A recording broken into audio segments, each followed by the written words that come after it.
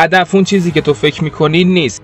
خیلی‌ها فکر میکنن هدف اینه که مثلا من دوست دارم خونه بخرم، ماشین بخرم، ویلا بخرم، یا مثلا فلان رشته رو قبول شم، فلان شغل رو به دست بیارم. اینا هدفت نیست. پس اینا چیه؟ با من همراه باش تا بهت بگم که هدف اصلی چیه و هدف گذاری اصولی چجوریه.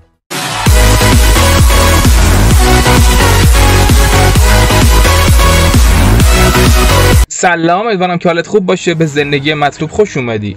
عمدتاً هدف گذاری اصولی فرار از موقعیت بد فعلیه. یه بار دیگه میگم، هدف کلن ذاتش اینجوریه که فرار از موقعیت بد فعلی. یعنی تو الان یه وضعیت افتضاح داری، برای اینکه بخوای بهترش کنی میجنگی برای رسیدن به اون وضعیت بهتر. این میشه هدف. پس فهمیدی هدف یه مختصات، یک ابعاد، یه حاله، یه حس و حاله که تو با به دست آوردن اون حس و حال بهتری پیدا میکنی. کلا هدف گذاری اصولی یک فرمول داره که هر کسی این فرمول رو اجرا بکنه به هدفش میرسه. اصلا کلا شیرینی هدف گذاری به اون رسیدن است. یعنی تو هدف بذاری بهش نرسی به درد نمیخوری که. پس ما یه هدفی رو میذاریم که بهش برسیم. حالا این فرمولش رو من بهت به صورت معکوس میگم، یعنی از آخر میرسیم تا به مرحله اول که بهت بگم از اول بعد چیکار کنی. مرحله آخرش هدفه که ما به هدف میرسیم، یعنی رسیدن است. حالا هدف، اون چیزی که ما میخوایم، یک سری مصداق داره.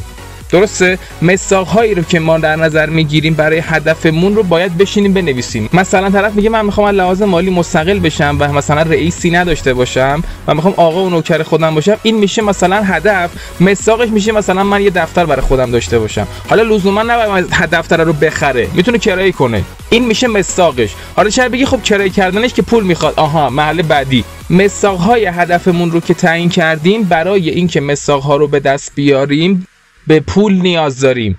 مصداق‌ها رو بشین ببین چند میارزه، چقدر میارزه که بخوای براش پول دراری. حالا شاید بگی من الان پول درآوردن بلد نیستم. آها، پس مرحله بعدی راه و رسم رسیدن به پول رو باید به دست بیاری. یعنی این که بگیری درک بکنی که اشخاصی که به پول میرسن از چه مسیری میرن که میرسن. تو اون مسیر رو باید یاد بگیری. حالا راه رسیدن به پول رو باید یاد بگیری و برای یاد گرفتنش نیاز به یک سری علم و دانش داری. این علم و دانش رو باید فرا بگیری. حالا نمیدونم با کتاب خوندن، با دوره دیدن، با آموزش دیدن، نمیدونم، هر جوری که میتونی یادش بگیر.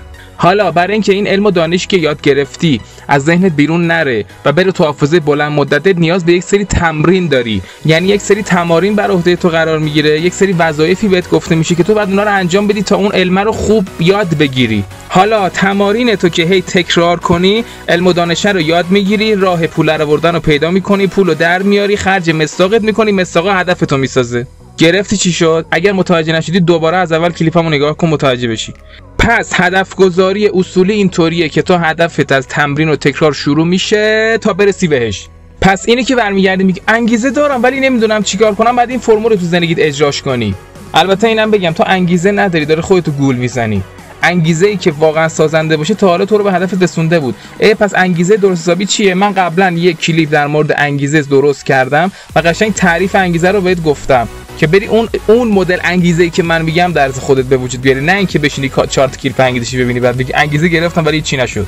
پس هدف گذاری اصولی اینه. این فرمول رو تو زندگیت اجرا بکن، امکان نداره به هدفت نرسی. تموم شد و رفت.